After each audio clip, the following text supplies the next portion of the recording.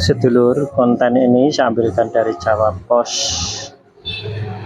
hari Kamis tanggal 8 Desember tahun 2022. Nah, ini halaman 1 ya.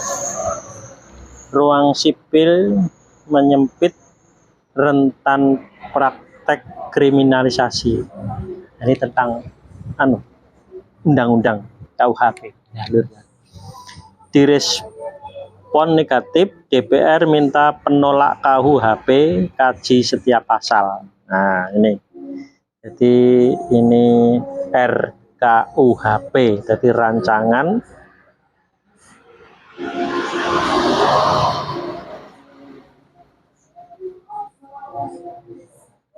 RKUHP, pengesahan RKUHP Jakarta. Pengesahan RKUHP terus memunculkan respon negatif. Salah satunya potensi meningkatnya ancaman terhadap ruang sipil. Kekhawatiran itu muncul dari analisis pemberitaan dalam kurun 2020 sampai 2021. Nah, ini ya banyak orang yang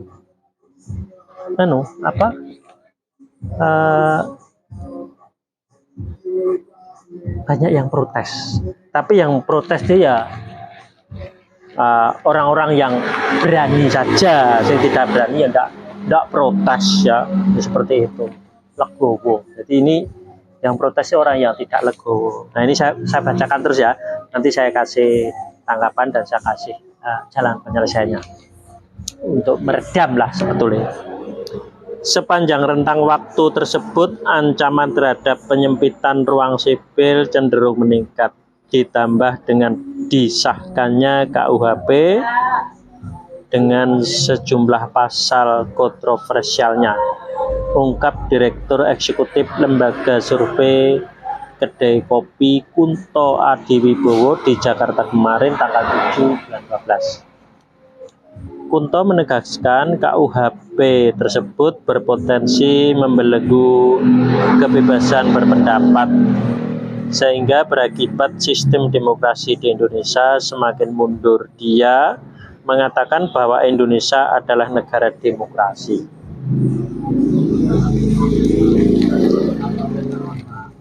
Jadi ini orang itu kan serba khawatir ya.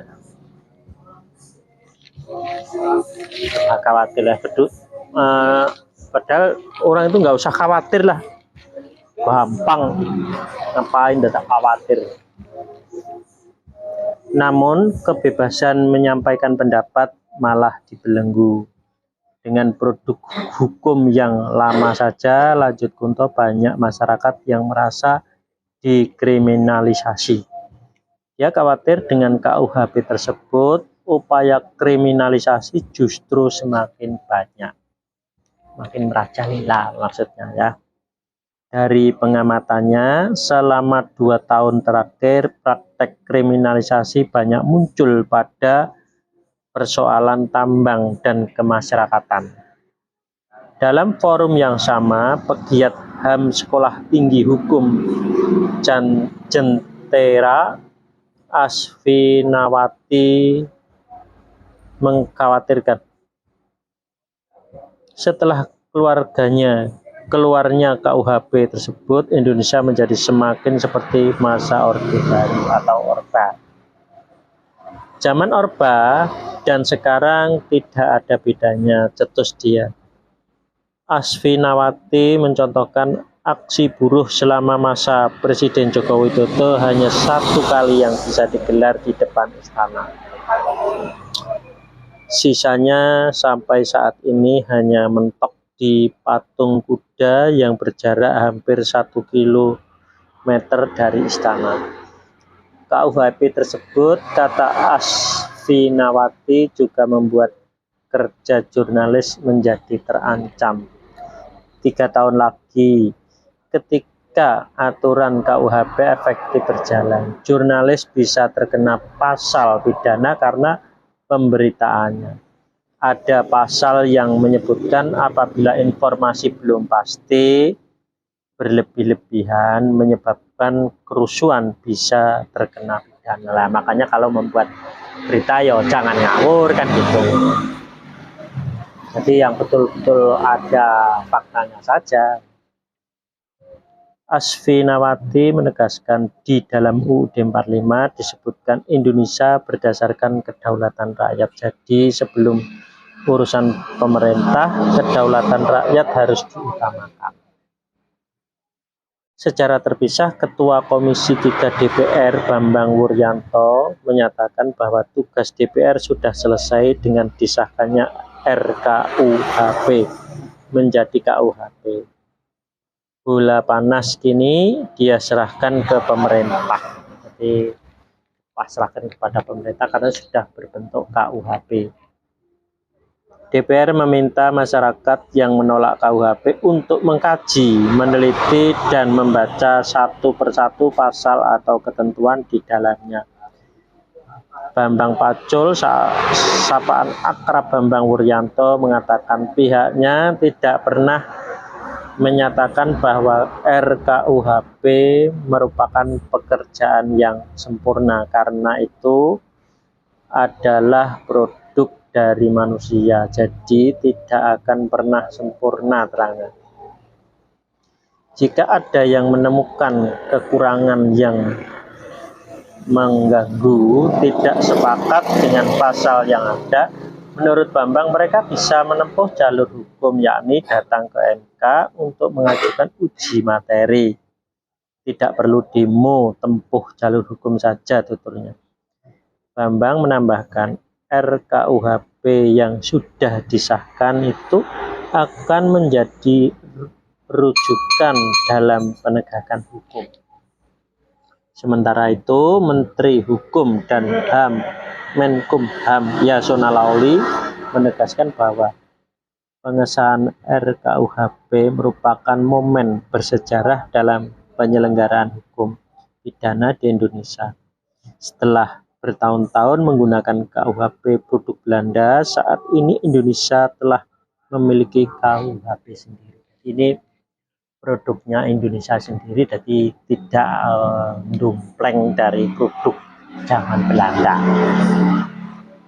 Kita patut berbangga karena berhasil memiliki KUHP sendiri, bukan bantuan negara lain.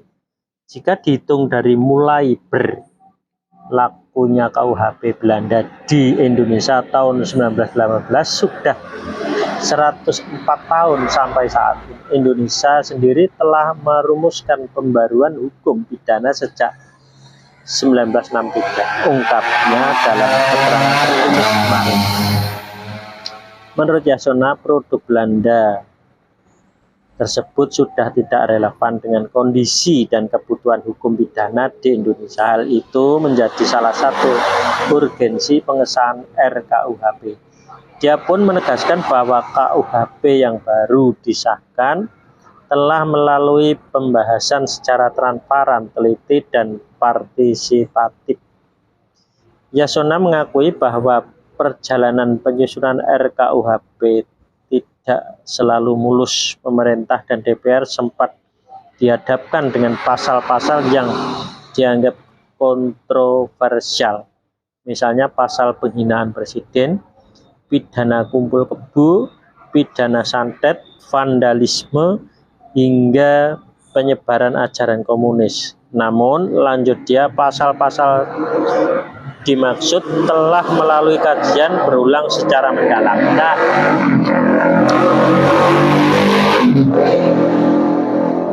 ya, karena memang konten di pinggir jalan lur, jadi banyak kendaraan wirawiri, jadi ada yang menggembir barusan tadi, begitu keras ya, kenceng suaranya. Nah, ini kembali ke masalah ini ya, lur. Undang-undang ya, ini karena dibentuk manusia ya, lah otomatis kan yang membentuk itu orang banyak lah, ya secara wajar ya, ada yang setuju, ada yang tidak, otomatis tidak tidak selalu 100% semuanya setuju tidak. Karena apa? Pemikirannya kan berbeda lah.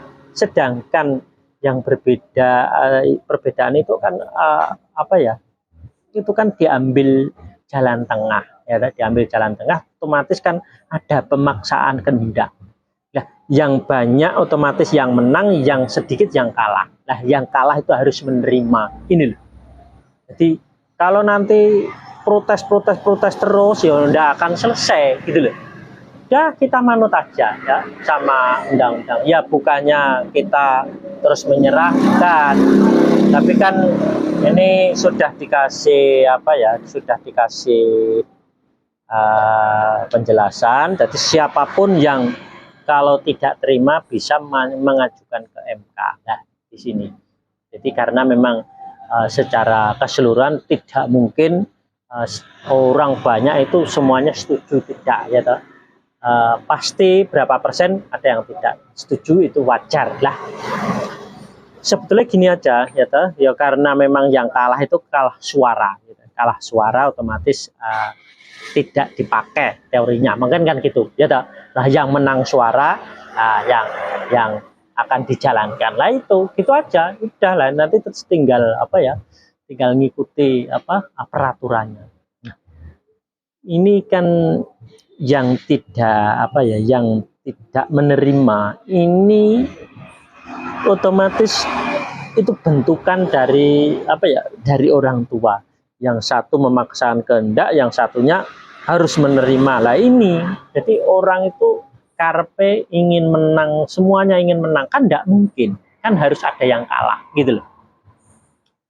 Jadi kalau menang semua lah, terus siapa yang kalah, ya kan? Kan harus mikir. Nah, itu orang itu harus berpikir luas. Kalau kalah ya sudah, diakui aja kekalahannya.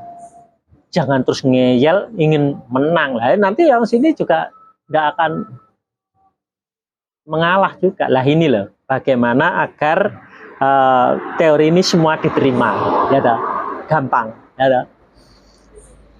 Saya mohon, ya toh, secara keseluruhan setiap manusia minta ridho sama kedua orang tuanya masing-masing. Lah bagaimana kalau yang sudah tidak punya orang tua, meridhoi anaknya cukup. Jadi anaknya berapa, 5, diridhoi masing-masing. Nanti akan ketemu solusinya itu. Jadi nanti akan menerima semua. Bahkan mungkin undang-undangnya nanti nggak kepakai. Karena apa? Orang sudah benar, tidak akan melakukan kesalahan.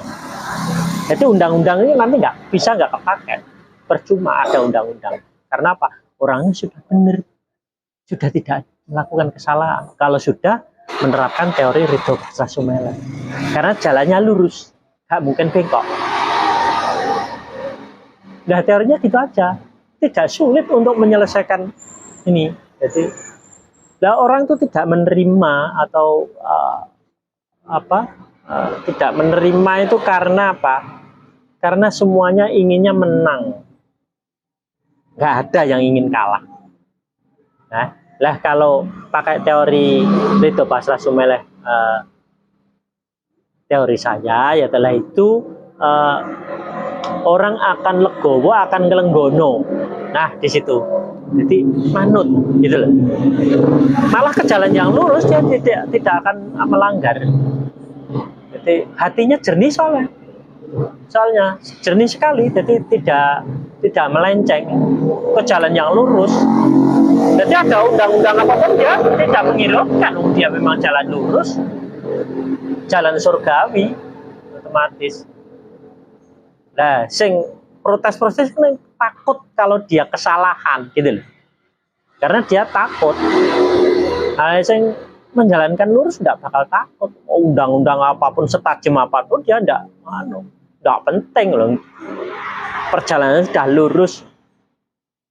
Jadi seperti itu. Kalau sudah mendapatkan Ridho Basrasumela dari kedua orang tuanya, pasti.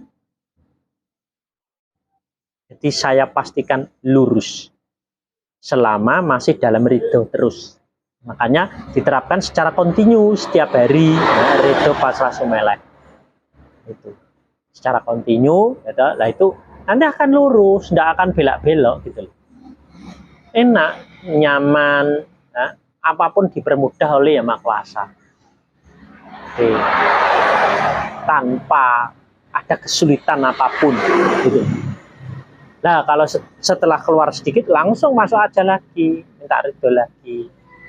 Jadi makanya lebih bagus setiap hari minta ridho kepada kedua orang tuanya gitu. Mudah sekali. Di konten ini saya banyak itu contoh-contohnya. Tinggal niru. Ya niru tinggal baca toh, tidak sulit. Nanti tidak akan protes. Jadi undang-undang serumit apapun, setajam apapun untuk nanti tidak terpakai karena orang sudah lurus gitu loh. Jadi nggak usah takut ada undang-undang itu, nggak usah takut, nggak usah dipermasalahkan gitu. Saya nggak takut dengan undang-undang apapun karena apa? Saya usahakan tidak akan melanggar. Jadi seperti itu. Nah, makanya undang-undang apapun saya tidak protes. Biar itu undang-undang mau gimana saya tidak protes. Karena apa? Saya memang tidak melanggar gitu loh. Dan yang protes tuh karena ada benih-benih untuk melanggar. Nah, makanya protes. Udah gitu aja. Karena undang-undang sudah dibentuk oleh banyak orang, otomatis yang menang gitu. Nah, yang kalah harus menerima kan gitu. Sama dengan pilihan pemimpin, yang kalah pasti harus mengakui kekalahannya. Yang menang ya jangan sombong hati gitu. Nah, jangan terus gemendul kan gitu. Nggak usah, nggak perlu gitu loh. Jadi undang-undang ini ikuti aja. Yang penting kita tidak usah melanggar kan gitu. Ngapain protes-protes? Kalau protes itu berarti orang dia akan melakukan pelanggaran. Berarti sudah ada benih. Nah, nanti biar dia lolos kan gitu kan. Nah makanya minta ridho aja kedua orang tua, nanti akan lurus kembali ke jalan yang lurus. Nah gitu aja lur ya.